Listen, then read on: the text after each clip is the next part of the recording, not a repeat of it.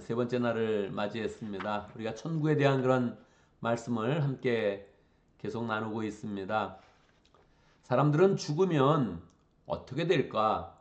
이것에 대한 궁금증을 이제 가지고 있죠. 그런데 죽음 후에 그런 세상에 대해서 잘 알지 못하니까 우리는 뭐 그냥 막연하게 천국, 지옥 생각을 하지만 잘 알지 못하고 평소에 그런 이야기 가운데서 대화를 나누지 않고 있지요. 사도 바울은 데살로니가 전서에서 이야기하고 있습니다. 내가 너희가 죽은 자들에 대해서 모르는 것을 원치 않는다. 죽은 후에 어떻게 되는지 또 우리는 앞으로 어떻게 되는지 모르는 것을 원치 않는다 하면서 종말에 대한 그런 주제로 이야기를 해주죠. 데살로니가 전서는 사도 바울이 쓴 서신서 중에 아마 가장 먼저 쓴 서신서 중에 하나일 것이다. 그렇게 이야기를 합니다. AD 50년 또는 51년경에 이제 쓰여진 그런 책인데 바울이 초창기에 쓴 그런 책 중에 죽음에 대해서, 종말에 대해서, 그리고 천국에 대해서 이야기를 한 거예요. 그 당시의 성도들도 이 죽음에 대해서 관심이 있었던 거죠. 죽은 후에 어떻게 될까 궁금해하고 있을 때 사도 바울은 그것에 대해서 명확하게 이야기를 하는 것입니다. 어떻게 이야기를 해줍니까? 죽은 사람들은 자고 있다가 예수님께서 천사들의 그런 나팔 소리와 함께 이 세상에 강림하실 때에, 재림하실 때에 먼저 그들은 일어나서 부활할 것이다. 그때까지 만약 성도들이 살아있다면, 예수님이 재림하실 때 살아있는 성도들이 있다면 그들은 다 공중으로 들어 올려져서 구름 속에서 주님을 맞이하고 천국 잔치를 할 것이다. 그렇게 이제 이야기를 하지요. 그러니까 뭐 가장 기본적으로 생각하면 우리가 죽으면 예수님 오실 때를 기다렸다가 이제 부활을 해가지고 새 몸을 입고 영원한 하늘나라에 있을 것이다. 이렇게 생각을 할 수가 있지요. 그런데 보면 지금 살아있는 입장에서 우리가 뭐 그 이유도 사도 바울은 예수님의 그런 재림이 굉장히 일찍 올 것으로 생각을 했는데 근데 그 이후에 시간이 2000년이 또 넘게 시간이 흘러가고 있지 않습니까? 그러니까 이 마음속에 생각이 되는 거죠. 예수님이 오시는 때와 죽은 자들 사이에 큰 시간적 갭이 있구나 하는 것들을 우리가 알게 되죠. 또 우리가 죽어서 예수님 오시기 전에 우리가 죽어서 그냥 무덤에 묻히게 된다면 우리가 마지막 부활할 때까지 그런 시간적 갭이 있네 하는 것을 우리가 생각을 이제 할 수 있게 되죠. 그러니까 그냥 우리 개인으로 생각해 본다면 죽자마자 어떻게 되겠느냐. 사람이 죽으면 지금도 계속 매일매일 사람이 죽는 사람들이 있게 되는데 죽으면 어떻게 되느냐 이제 하는 것들을 우리가 생각을 하게 되죠. 생각을 하면 우리는 어떤 그런 생각을 하게 됩니까? 말씀을 더 잘 읽으면서 말씀 속에 정확히 어떻게 우리에게 가르쳐 주는가 생각을 이제 해봐야 되죠. 예수님도 이 땅에 오셨다가 십자가에 죽으시지 않았습니까? 예수님이 이제 죽으실 때 오른편 왼편에 강도들이 있었는데 왼편에 있는 강도는 예수님에 대해서 막 비난을 이제 했단 말이에요. 당신이 뭐 구세주라 그러면서 당신도 뭐 그렇게 별 수 없이 십자가에 이렇게 죽냐? 당신 스스로나 먼저 한번 구원해 봐라. 이렇게 하면서 이제 뭐 욕을 하고 그렇게 막 비난을 합니다. 그러니까 오른편에 있던 강도가 아주 책망을 하죠. 나와 당신은 마땅히 죽을 죄를 져서 십자가 위에 있지만 이분은 그런 분이 아니다. 이분은 의로운 일을 했는데도 불구하고 지금 십자가를 지고 있는 분이다. 그렇게 이제 이야기를 이제 하지요. 그러면서 예수님에게 당신이 가는 곳에 저도 있게 해주십시오. 그렇게 이제 사정을 합니다. 그랬을 때 우리 주님이 정확하게 말씀하십니다. 뭐라 그러십니까? 네가 오늘 밤에 나와 함께 낙원에 가 있으리라. 그렇게 이제 말씀을 하신 거예요.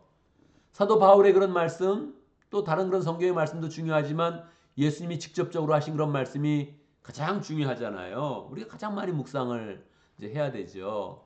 예수님이 다른 때도 아니고 네가 오늘 밤에 나와 함께 낙원에 가 있으리라. 그러니까 사도 바울의 그런 이야기를 들으면 그래 죽으면 우리가 기다렸다가 자다가 잠자는 것처럼 있다가 그냥 예수님 부활할 때 예수님 오실 때 부활하는구나 이렇게 생각을 했는데 예수님의 정확한 그런 말씀에 보면 아니다. 네가 오늘 밤에 나와 함께 나궐에 있으리라. 이제 그렇게 말씀을 이제 하셨단 말이에요. 그러니까 이게 그냥 자고만 있고 그냥 우리가 무의식 상태로 가만히 있다가 일어나는 게 아니구나 하는 것을 알게 되죠. 또 예수님이 해주신 직접적인 그런 비유의 그런 그 말씀이 있는데 부자와 나사로의 그런 비유가 있죠. 누가복음에 있는 그런 말씀인데 부자와 나사로의 그런 비유를 통해서 예수님이 명확하게 이렇게 말씀해 주셨습니다. 두 사람이 죽었는데 한 사람은 부자였고 한 사람은 거지 나사로였다. 둘 다 죽었는데 이 부유하게 지내면서 욕심을 내고 단삼을 돌보지 않고 단순히 음식도 나누지 않았던 그 사람은 그냥 바로 불못에 던져졌다. 지옥에 갔다. 괴로움을 당한다. 불에서 막 괴로움을 당하면서 예수님께 사정하는 그런 모습으로 나오고 거지였던 나사로는 이 세상에서 많은 그런 고생을 하여서 아브라함의 그런 품에서 편안하게 있다. 그러니까 죽자마자 사실은 천국과 지옥으로 나눠지는구나 하는 것을 알 수가 있다는 거죠.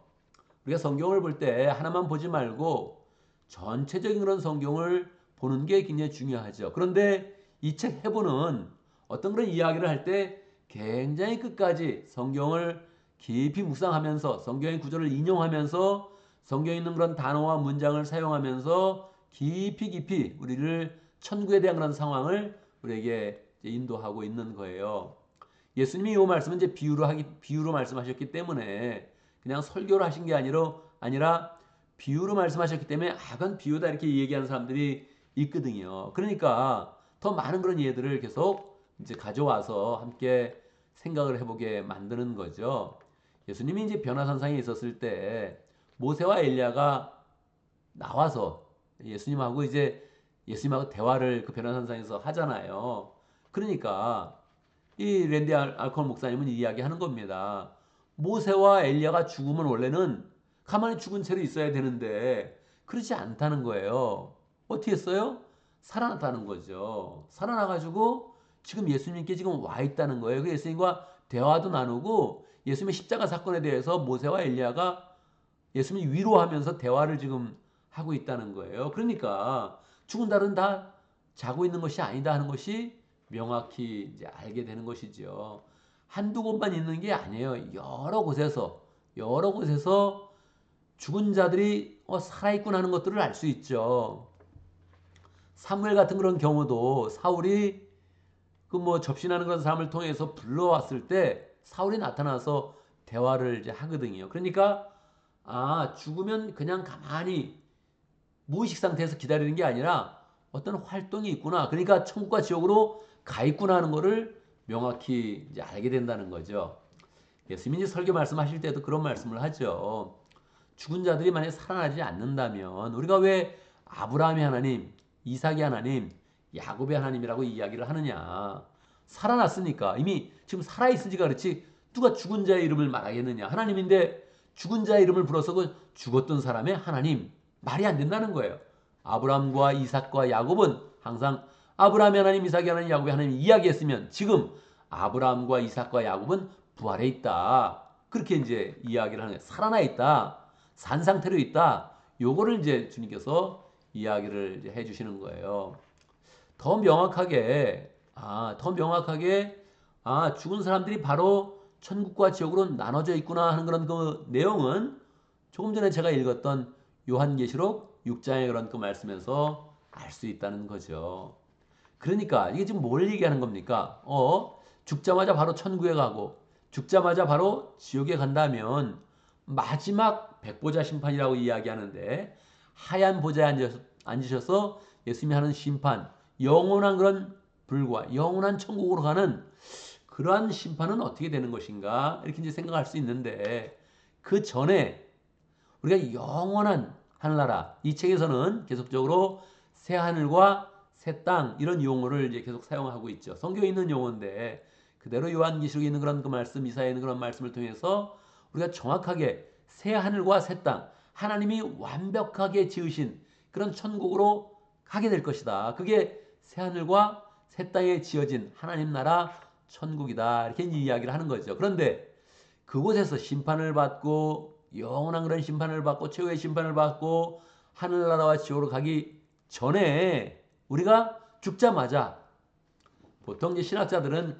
중간 상태 그렇게 이야기를 하는데 이분은 이제 그냥 그 용어를 약간 바꿔서 중간 천국, 중간 지옥 이렇게 이제 표현을 했어요. 그래서 우리 가자마자 그냥 영이 가는 천국이 있다.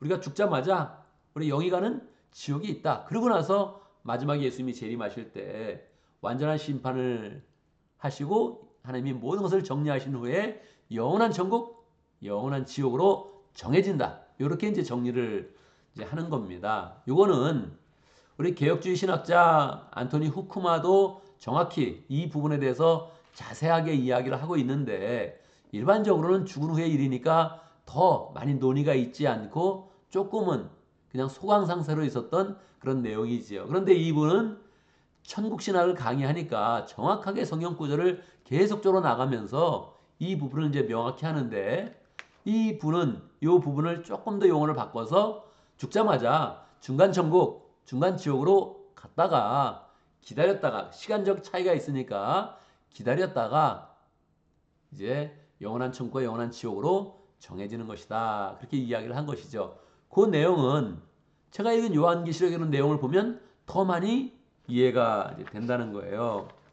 순교해서 피를 흘리면서 예수님을 위해서 죽었던 그런 사람들이 천국에 가서 하나님과 대화를 한다는 거예요. 하나님, 우리의 억울함을 언제 풀어주십니까? 큰 소리로 외칠 때에 하나님께서 그들의 질문과 요청에 대해서 또 답변을 해주시는 거예요. 그러니까 그들은 정확히 지각이 있고 땅에서 어떤 일이 자기들이 당했는지 기억을 하고 있고 지금 또 땅 가운데서도 고통받는 사람들, 핍박받는 사람들을 위해서 기도하고 있고 그 가운데 정확히 하나님의 답변을 듣고 있고 마지막 때를 그 수가 차기까지 하나님 나라에 들어올 그런 그 수가 차기까지 기다리는 시간에 대해서 명확하게 이야기하고 있다는 거예요. 그러니까 전체적인 그런 성경의 그런 가르침을 볼 때에 죽은 후에는 바로 즉시 우리의 영은 하늘나라로 가고 천국으로 가고 지옥으로 가는구나. 그런데 굳이 용어를 정한다면 이게 완전한 하나님 나라 완전한 천국이 아니어서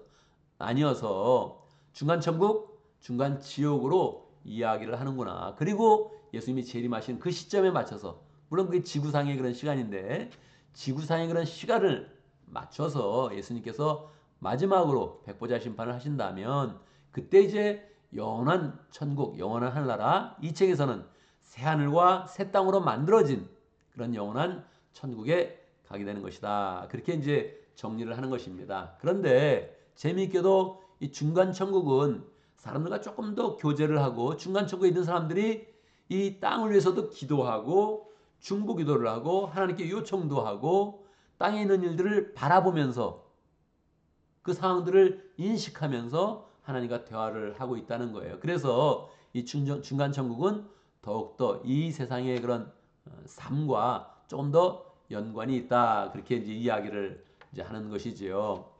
우리는 그 마음 가운데 조금 더 이 책을 통해서 성경을 통해서 천국에 대해서 관심을 가지는데 우리는 죽자마자 어떻게 된다고요? 주님을 믿는 그런 사람들, 주님께 초대장을 받는 사람들은 바로 죽자마자 영이 주님의 그런 품으로 아브라함의 품으로 가서 평안함을 누리고 주의 은혜를 누리고 있구나. 그렇지 못한다면 지옥으로 가는구나. 그러니까 우리는 마음 가운데 주님, 내가 죽어도 내 영이 죽자마자 주님이 오늘 밤 내가 나와 함께 낙원에 가 있으리라. 사실 낙원이란 그런 그 단어는 영어에서 파라다이스 해서 이 헤븐과 조금 더 차이를 두면서 그렇게 용어를 이제 주님이 사용을 하셨죠. 그러니까 죽은 상태에 바로 가서 주님을 만나고 주님의 품에서 평강함을 누리는구나 하는 것을 알 수 있죠. 우리 그런 그 마음 가운데 또 신앙생활을 하면서 더 담대하게 우리가 이 생에 축되더라도 자게 되더라도 주님의 품에 항상 함께 있다. 평강하다. 지금 믿음을 그대로 가지고 주님을 만난다. 이런 소망을 가지고 우리가 함께 살아가면 좋겠습니다. 오늘도 말씀 가운데 천국을 소망하면서 더 함께 기도합니다. 제가 먼저 기도하고 함께 또 오겹주로 나누어서 기도하는 시간 갖도록 하겠습니다. 기도합니다. 하나님 아버지, 우리 가운데 산 믿음, 영생하는 믿음을 허락하여 주셔서 이 땅 가운데 살면서 하나님에 대해서 소망하고 하나님을 사랑하고 예수의 은혜를 깊이 감사하면서 천국을 마음속에 그리며 살아갈 수 있도록 역사하신 것 감사합니다. 죽음 이후의 그런 세계여서 우리가 그런 그 마음 가운데 큰 관심을 가지지 못하고 깊이 묵상도 하지 못했는데 하나님 이번 특별 새벽 기도를 통하여서 말씀을 더 깊이 묵상하고 하나님이 우리에게 주신 그 말씀들을 그 뜻들을 더 마음속에 기억하는 그런 가운데 천국을 소망하게 하시고 우리가 언제 죽더라도 항상 주님 품에 있습니다. 아버지의 품으로 평강하게 있으면서 천국에 있습니다. 이런 소망 가지고 담대한 그런 마음으로 살아갈 수 있도록 역사하여 주옵소서. 우리의 그런 그 마음 가운데 하나님을 소망하고 바라보고 열정으로 살아갈 때에 이 세상에서 일어나는 그런 많은 그런 어려움들 두려워하지 아니하고 담대함으로 이겨내면서 위의 것을 추구하며 살아가는 복된 삶이 될 수 있도록 역사하여 주옵소서. 천국을 바라보며 살아갈 때에 이 땅 가운데 삶도 다 열심히 잘 감당하고 그 가운데서 또 영혼 구원하여 제삼는 그런 삶을 살며 우리 그런 삶, 부흥의 삶, 하나님의 능력이 주어지고 축복이 주어지는 복된 그런 삶 잘 살아갈 수 있도록 역사해 주옵소서.